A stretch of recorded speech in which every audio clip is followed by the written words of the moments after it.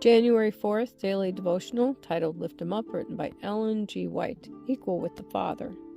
Let this mind be in you, which was also in Christ Jesus, who being in the form of God, thought it not robbery to be equal with God. Philippians chapter 2, verses 5 and 6. Lucifer in heaven, before his rebellion, was a high and exalted angel, next in honor to God's dear Son.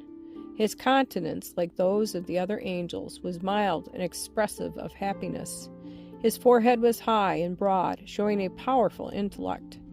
His form was perfect, his bearing noble and majestic.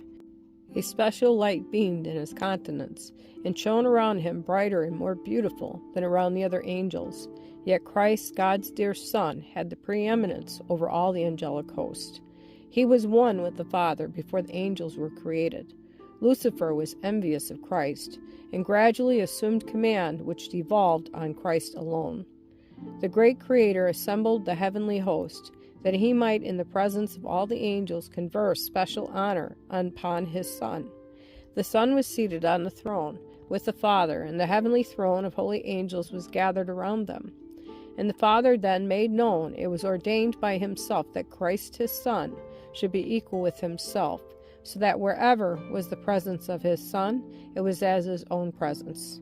The word of the Son was to be obeyed as readily as the word of the Father.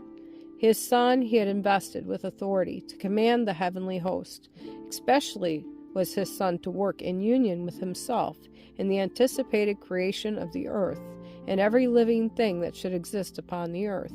His Son would carry out his will and his purposes, but would do nothing of himself alone. The Father's will would be fulfilled in him. Lucifer was envious and jealous of Jesus Christ. Yet when all the angels bowed to Jesus to acknowledge his supremacy and high authority and rightful rule, he bowed with them, but his heart was filled with envy and hatred.